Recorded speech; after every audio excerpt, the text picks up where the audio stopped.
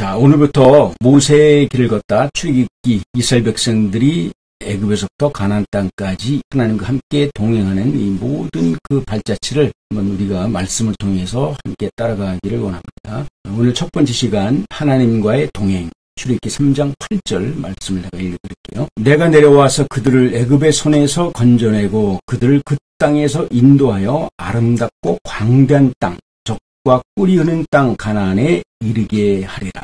우리가 출애굽기를 크게 두 가지로 정리하면 첫째는 하나님과의 동행입니다. 그리고 두 번째는 나그네 인생길의 종지부를 찍다. 이 두 가지가 출애굽기의 가장 핵심적인 내용이 되겠습니다. 하나님이 히브리 민족을 애굽에서 광야로 이끄신 것은 당신과 동행을 위해서 그들을 이끌어낸 겁니다. 그리고 두 번째, 그들의 나그네 인생길에 이제는 종지부를 찍을 때가 되었던 겁니다. 그래서 이 출애굽이라고 하는 것은 바로 하나님과 동행, 그 다음에 나그네 인생의 종지부를 찍다라는 그런 그 의미가 있어요. 야곱은 자신의 삶을 애굽의 왕인 파라오에게 이렇게 말합니다. 창세기 47장 9절에 보면 내 나그네 길의 세월이 130년이다. 나의 연세가 얼마 못되니 우리 조상의 나그네 길의 세월에 미치지 못하나 험악한 세월을 보냈나이다. 인류는 에덴 동산에서 쫓겨난 이후 줄곧 이 세상에서 나그네로 살아갑니다. 그것이 우리네 인생이에요. 베드로는 많은 사람들 앞에 이렇게 고백합니다. 베드로전서 2장 11절에 나그네와 행인 같은 너희여. 우리는 출애굽 사건을 이스라엘 민족의 역사로만 생각을 해서는 안 됩니다. 출애굽기는 하나님과 어떻게 친밀한 관계를 유지하고 함께 동행해야 하는지를 모든 민족 그리고 모든 사람들에게 샘플로 보여준 것. 이것이 바로 이 출애굽기 때문에 이 출애굽기를 이렇게 얘기합니다. 철로 역정이다. 이 출애굽기 안에는 성경 전체가 녹아 들어가 있어요. 그리고 출애굽기는 성경의 가장 중심, 그것이 마치 그 사람의 이 척추표처럼 출애굽기는 성경 전체의 철골이고 기둥, 사람의 척추와 같은 겁니다. 출애굽기라고 하는 것은 굉장히 중요합니다. 이스라엘 백성이 애굽에서 가나안 땅까지 걸어가는 그 엑소도스의 그 길, 그것은 성경 66권을 축소해 놓은 거예요. 그러니까 이 출애굽기를 우리가 이해하지 못하면 성경 전체를 우리가 이해할 수가 없어요. 그래서 출애굽 사건의 처음부터 끝까지를 우리가 잘 이해하지 못하게 되면 전체적인 성경이 우리에게 무엇을 얘기하고 있는지를 우리가 이해할 수가 없다는 거죠. 그러니까 출애굽 사건은 요셉이 종으로 애굽으로 팔려온 그 사건부터 쭉 모든 역사를 더듬어 가면서 그 이스라엘 사람들이 히브리 민족이 걸어가는 그 모든 그 삶의 루트, 그들의 걸어갔던 그 길을 우리는 더듬어 가면서 우리의 인생을 그들과 비교해 봐야 하는 겁니다. 그래야 성경 전체에서 얘기하는 그 뜻을 우리가 이해할 수 있다라고 하는 겁니다. 출애굽기는 내가 걸어가는 삶의 인생이 있어서 좌우로 치우치지 않고 바르고 곱게 걸어갈 수 있도록 삶의 균형을 잡아주는 것이 출애굽기입니다. 사람의 몸에서 이 척추는 굉장히 중요한 역할을 합니다. 이 척추는 사람을 바르게 세워주는 그 역할을 하는 거예요. 때문에 사람들은 이 척추가 건강해야 정상적인 생활을 할 수가 있어요. 이처럼 하나님은 히브리 민족을 담대하고 강한 나라로 만들기 위해서 대국인 애굽으로 보내 그 히브리 민족을 연단을 시킵니다. 그래서 400년 동안 급속도로 히브리 민족을 인구를 폭발적으로 늘려놓습니다. 야곱이 애굽에 들어갈 때 히브리 민족은 70명이었어요. 가족입니다. 가족. 70명의 가족이 430년이 되는 동안에 엄청나게 그 수가 늘어났죠. 장정만 6,000명이라는 걸 보게 되면 어린아이부터 남녀노소를 다 합친다면 거의 한 200만이 됐다. 430년 동안 200만이라고 하는 인구가 기하급수적으로 늘어난 겁니다. 왜냐하면 이스라엘이라는 그 나라를 만들기 위해서 70명 갖고는 안 됩니다. 그래서 그들을 430년 동안 애굽에 집어넣고 하나님은 훈련과 연단을 통해서 또 그 인구를 급속도로 늘려놓은 다음에 그들을 출애굽을 시킨 겁니다. 국가의 3대 요소가 뭐냐면 국민, 영토, 주권. 그 중에 하나인 국민을 430년 동안 애굽에 있을 때 인구수를 늘려놨다. 그래, 인구가 이제 한 나라를 만들어도 될 수 있는 그런 국민이 완성되었기 때문에 이제 하나님은 그들을 끌어냅니다. 그리고 그들을 광야로 끌고 가서 이제 주권 국가를 만들기 위해서 언약을 세웁니다. 한 나라의 주권은 헌법에서부터 나오기 시작하는 거예요. 그러나 하나님 나라의 주권은 하나님의 말씀에서 비롯되는 거예요. 그래서 이스라엘 백성들을 애굽에 집어넣고 그 강대한 나라의 모든 시스템을 다 배우게 만듭니다. 그리고 인구를 늘려놓죠. 그리고 인구가 한 200만 정도 됐을 때 그들을 끌고 나와서 이제는 이스라엘이라고 하는 나라를 만들기 위해서 거기에 주권을 세웁니다. 주권. 그것을 광야 시내산에서 모세를 통해서 하나님이 통치하는 신정국가의 주권을 만들기 위해서 새로운 언약, 헌법, 새로운 언약을 체결합니다. 그리고 광야의 40년을 통해서 하나님을 어떻게 섬겨야 되는지, 신정국가에서 하나님과 어떻게 교제를 해야 하는지, 하나님과 어떻게 관계를 가져야 하는지, 이 모든 것들을 이제 광야를 통해서 배우게 됩니다. 이 광야에서는 애굽에서 430년 동안 통치했던 바로를 빼고 그 바로가 있는 그 왕자리에 바로 하나님을 그 주권자로 세우는 것. 그것을 그 과정이 바로 40년이 걸렸던 것. 근데 이제 국민 주권이 세워졌어요. 그럼 이제 하나가 남죠? 영토입니다. 그 영토. 국민과 주권이 세워졌다면 이제는 영토를 차지해야 되기 때문에 이제 여호수아라고 하는 위대한 지도자를 세워서 국민과 주권을 가지고 요단강을 건너서 가나안 땅에 들어가 하나님의 나라, 신정국가, 완벽한 하나님의 통치하는 나라로 만들어 놓은 겁니다. 이것이 출애굽의 사건의 이야기 스토리입니다. 성경은 창세기부터 요한계시록이 바로 이것을 얘기하고 있는 거예요. 탕자와 같이 버려진 나, 죄악된 나를 하나님은 애굽이라는 이 세상 가운데서 불러내서 하나님의 백성으로 만들어서 그 속에 하나님의 주권을 집어넣고 말씀을 집어넣고 이제 당신이 만드는 영원한 하나님 나라로 나를 이끌어가기 위해서 하나님은 이스라엘 백성들의 출애굽을 사건을 통해서 나에게 모델로 보여준 것이다. 샘플로 출애굽 사건을 나에게 보여주신 것이다. 때문에 우리가 출애굽 사건을 전반적으로 이해하지 못한다면 우리는 성경을 이해할 수 없고 하나님의 뜻과 그분의 의지를 우리는 알 수 없다는 것. 그렇기 때문에 성경에서 가장 중요한 부분이 뭐냐? 바로 이 출애굽 사건이라 하는 것. 그래서 하나님은 430년이 필요했고 광야에 40년이 필요했던 겁니다. 이 과정은 하나님의 놀라운 관석, 놀라운 사랑, 하나님의 통치, 이끄심, 이 모든 것이 함축되어 있다. 창세기 15장 13절로 14절은 이렇게 얘기합니다.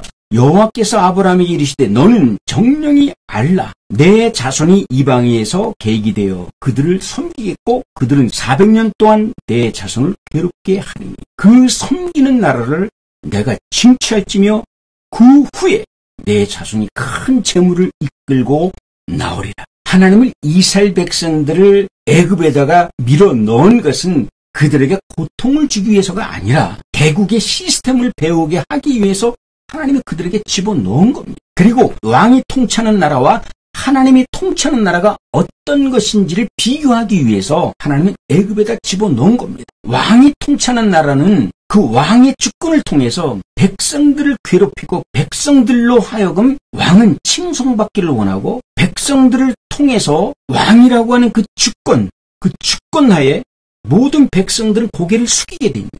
그 통찰이 있습니다. 그 왕의 통치 아래에 있는 것은 굉장히 독재입니다. 독재. 그런데 하나님의 통치 아래에 있는 하나님의 나라는 하나님의 사랑으로 백성들을 다루는 바로 이 천국입니다. 이것을 비교하기 위해서 430년 동안 애굽에다 히브리 민족을 집어넣은 것. 그 과정이 이스라엘 백성들에게는 아주 필요했던 시기였다. 우리가 지금 이 세상에서 살아가는 이 모든 그 삶이 힘들고 고통스럽습니다. 그러나 그 속에서 우리는 무엇을 알게 되냐면 하나님의 사랑을 알게 됩니다. 이 세상 가운데서 이 고통 가운데서 하나님의 은혜를 알게 됩니다. 진정한 하나님이 어떤 분인가를 우리는 알게 된 겁니다. 그렇기 때문에 고통이 나에게 유익이라는 말이 바로 그겁니다. 세상 가운데 우리는 더 좋은 곳을 찾으려고 하고 이 세상 가운데를 어떻게 하면 내가 이 고통에서 벗어날 수 있을까? 이 고난 속에서 벗어날 수 있을까? 우리는 그걸 생각합니다. 그러나 우리 신앙인들은 이 세상 가운데서, 이 고통 가운데서, 이 괴로움 속에서 하나님의 사랑을 찾고 하나님의 은혜를 찾고 진정한 하나님이 어떤 분인가를 우리는 이 속에서 깨달아야 된다는 것. 그게 바로 신앙이라는 것. 하나님은 왜 히브리 민족을 통해서 당신의 나라를 세우려고 하신 것일까? 아주 중요한 이야기입니다. 왜냐하면 인류의 죄를 대속하기 위해서는 당신께서 직접 이 땅에 오셔야 했기 때문입니다. 그러기 위해서는 육신의 몸으로 임하실 그 근거지를 만들어놔요. 하나님은 이 땅에 그 영광스러운 모습으로 임재할 수가 없습니다. 왜냐하면 이 세상은 죄악된 세상이기 때문에 하나님의 거칠 데가 없어요. 그렇기 때문에 하나님은 굳이 인간의 모습으로 이 땅에 오셔야 되는데 하나님이 오실 그 나라를 만들어야 돼. 그 틀을 만들어놔야 됩니다. 그게 이스라엘이에요. 그리고 하나님께서 선택한 이스라엘 민족 중에 한 사람을 통해서 그 육신의 몸을 입고 오셔야 됩니다. 그렇기 때문에 하나님은 히브리 민족을 통해서 당신의 나라를 세우기 위해서 그 엄청난 시간이 필요했던 겁니다. 그래 그들이 온전히 하나님을 섬기는 그런 나라, 그곳에 하나님이 인간의 몸으로 이 땅에 오시게 되는 거죠. 그것은 우리 인간의 인류를 구원하기 위한 하나님의 섭리와 하나님의 계획이었다. 하나님은 전지전능하신 분입니다. 그런데 하나님이 하실 수 없는 일이 있어요. 아니 어떻게 전지전능하신 분이 할 수 없는 일이 있다니 이게 무엇일까? 하나님은 이 땅에 당신의 나라를 이루고 그 당신의 나라에서 타락한 그 인류와 인간들을 구원하기 위해서는 절대적인 사람의 도움이 필요했습니다. 당신 스스로 할 수 없는 일입니다. 인간의 자유의지를 필요로 하신 겁니다. 이것은 하나님의 영역이 아니라 우리 인간의 영역입니다. 그렇기 때문에 하나님은 절대적으로 당신의 마음에 합의되어진 그리고 당신과 함께 동역할 사람이 필요했던 겁니다. 그래서 하나님은 오랫동안 당신의 뜻을 이 땅에 이루어서 인류를 구원할 그 터전을 만들기 위해서, 발판을 만들기 위해서 찾았던 그 사람이 누구냐면 바로 아브라함입니다. 하나님은 그 아브라함을 만났을 때 뭐라고 해요? 나의 벗이다라고 합니다. 나의 친구라고 아주 친절함을 얘기합니다. 이 하나님은 이 아브라함의 자유의지를 통해서 순종과 믿음을 증명해 보이기를 원합니다. 그래서 이 하나님은 이 아브라함에게 순종과 믿음을 증명해 보이기 위해서 하나님은 아브라함에게 이렇게 얘기합니다. 내 아들, 내 사랑하는 독생자 이삭을 데리고 모리아산으로 가서 내가 내게 지시하는 한 산, 거기서 그를 번제물로 드리라. 하나님이 아브라함에게 이렇게 지시한 것은 뭐냐면 당신이 할 수 없는 그 일을 아브라함이 해주기를 원하는 겁니다. 순종 그리고 믿음, 그 자유의지를 통해서 순종을 하고 그 믿음을 통해서 액션으로 옮길 수 있는 그 일을 감당할 수 있도록 아브라함에게 하나님은 승부수를 거는 거예요. 아브라함에게 하나님께서 이렇게 말씀을 하셨을 때 아브라함은 한치도 망설이지 않죠. 새벽에 동이 트자마자 장작을 패서 독자 이삭의 등에 땔감을 지우고는 두 사환과 함께 하나님이 지시한 그 땅을 향해서 사흘 길을 걸어갑니다. 마침내 하나님이 지시한 그 산을 앞에 도착했을 때 참 흥미로운 말씀이 나와 있어요. 창세기 22장 4절에 보면 이렇게 합니다. 아브라함이 눈을 들어 그것을 멀리 바라본지라. 이미 하나님이 지시한 그 산 밑에까지 왔습니다. 이제 저 산만 오르게 되면 100세에 난 그 아들, 사랑하는 독자 이삭을 양과 소를 잡아서 죽이듯이 각을 떠서 번제단에 올려놓고 태워 죽게 하는 겁니다. 그러면 보통 사람들은 이렇게 생각할 겁니다. 이제 내 아들과 함께 저 산에 올라가면 이 어린 아들은 죽을 텐데 보통 사람들은 그 아들을 바라볼 겁니다. 근데 아브라함은 그 이삭을 바라본 게 아니라 멀리 바라봤다고 합니다. 여기서 멀리 바라봤다고 하는 것은 무엇을 바라보냐면 이삭을 번제물로 하나님께 드릴 그 제단을 바라본 겁니다. 그 제단을. 하나님은 아브라함의 한 이 모든 행위를 볼 때 굉장히 기뻤던 겁니다. 하나님이 얼마나 그 마음이 기뻤는지 이렇게 갑니다. 창세기 22장 16절부터 17절에 하나님이 이렇게 합니다. 내가 나를 가리켜 맹세하노니 내가 나를 가리켜 맹세한답니다. 내가 이와 같이 행하여 내 아들 내 독자를 아끼지 아니하였은즉 내가 내게 큰 복을 주고 내 씨를 크게 성하여 하늘의 별과 같고 바닷가의 모래 같게 하리니 내 씨가 그 대적의 문을 얻으리라. 볼까요? 우리 하나님은 누구와도 맹세를 하는 분이 아닙니다. 하나님이 누구한테 맹세를 합니까? 맹세할 이유가 없는 분입니다. 우리 하나님은. 그런데 하나님은 맹세할 필요도 없는 분이신데 아브라함 보고 맹세를 합니다. 나를 갖게 맹세한다랍니다. 놀랍지 않나요? 얼마나 감격했으면, 얼마나 흥분됐으면 내가 나를 가르쳐 맹세한다라고 했을까요? 아브라함의 그 자유의지를 통한 순종과 믿음의 그 결실을 바라본 이후에 하나님이 너무나 기뻤던 겁니다. 왜냐하면 이제 아브라함을 통해서 하나의 민족과 나라를 만들고 그 이스라엘이라는 나라가 만들어졌을 때 마리아라는 여인을 통해서 당신의 씨를 집어넣고 당신이 그 속에 임할 수 있는 근거지를 아브라함이 만들어 놓은 거예요. 아브라함이 그것을 하나님이 이 땅에 임할 수 있는 발판을 만들어 놨으니 하나님이 얼마나 기뻤겠느냐, 얼마나 감격했냐 말이죠. 이 이삭을 번제물로 드린 것은 하나님이 인류를 창조한 이후에 하나님이 유일하게 제일 처음으로 받으신 헌물입니다. 인간이 어떻게 하나님께 희생의 헌물을 드립니까? 구약 시대에는 양과 염소를 들여서 헌물을 드렸지만 아브라함 보세요. 자기의 독자 이삭, 자기 아들 사람을 번제로 드린 겁니다. 이것이 인류 최초의 하나님이 인간으로부터 받은 희생 제물입니다. 그러니까 하나님은 기뻐할 수밖에 없었던 거예요. 감격할 수밖에 없는 거예요. 그뿐입니까? 이제 이삭을 통해서 아브라함의 그 번제를 통해서 당신이 이 땅에 임할 수 있는 발판을 만들어 놨잖아요. 육신의 몸으로 올 수 있는 그 발판을 만들어 놨죠. 그렇기 때문에 이제 하나님은 이 아브라함의 믿음을 통해서 이삭과 야곱, 그리고 그 야곱은 요셉을 통해서 대국인 애굽으로 70명의 가족을 뒤로 밀어놓은 겁니다. 그리고 나라는 사람이 어쩌다 이 세상에 태어난 게 아니라 하나님의 계획 속에 내가 이 땅에 태어났다는 겁니다. 비록 나는 이 광야와 같은 이 세상에서 정말 우리는 보잘것없이 살아가고 있지만, 힘들고 고통스럽게 살아가고 있지만 그 가운데 하나님은 나를 향한 하나님의 계획은 아주 철두철미하게 하나님은 계획을 세워가고 있다는 겁니다. 내 가정은 그렇게 중요한 겁니다.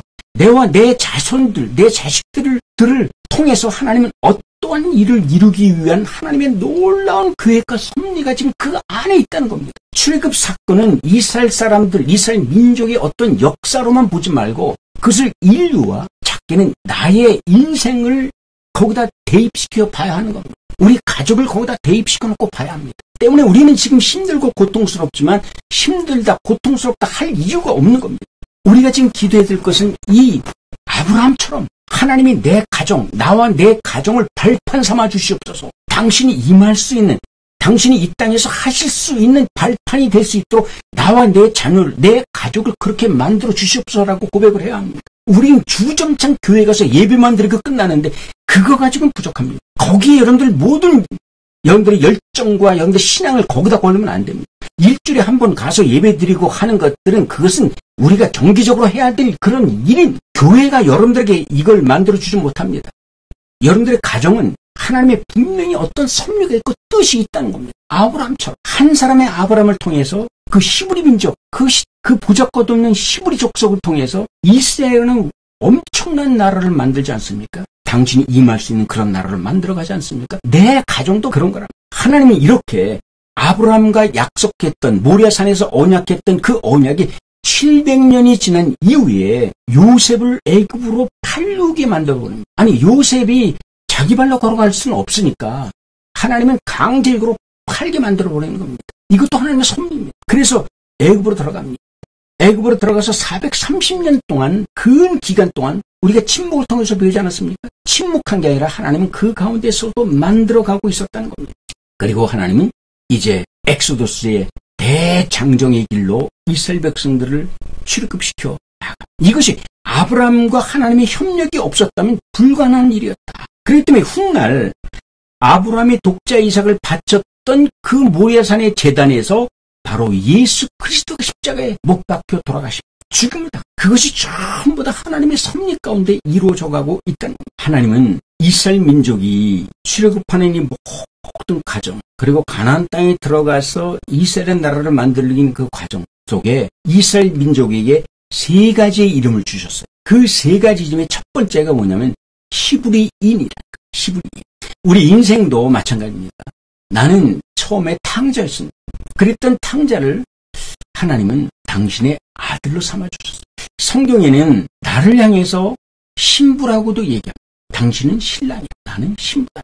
우리 신앙인에게도 하나님은 여러 가지 이름을 주셨어요. 이것처럼 이스라엘 민족에게도 세 가지 이름을 주셨는데 첫째는 히브리인입니다. 이 히브리인이라고 하는 말은 뭐냐면 강을 건넌 사람들이라는 얘기입니다. 아브라함이 하나님으로부터 부름받은 이후에 너의 본토 아비집을 떠나라 얘기합니다. 갈대아 우르를 떠나서 아브라함은 유브라데스 강을 건너옵니다. 그래서 아브라함을 보고 그 애굽 사람이나 그 주위 족속들이 뭐라고 얘기하면 히브리인이다. 이 히브리인은 강을 건너다는 얘기예요. 유브라데스 강을 건너왔기 때문에 강을 건넜다라고 해서 히브리입니다. 근데 이 히브리라고 하는 이름이 요단강을 건너서 가나안 땅까지 들어갈 때까지 그 주변에 있는 이방 족속들은 히브리인이라고 얘기해요. 사실 그 전에 하나님은 야곱을 통해서 야복강 강가에서 이스라엘이라는 이름을 주었어요. 근데 그 이름이 이스라엘 백성들은 자기들이 이스라엘 민족이라고 얘기를 하지만 주위 사람들한테는 히브리 민족이라고 하는 그 소리가 요단강을 건너갈 때까지 내내 그 소리를 듣고 있었다는 얘기죠.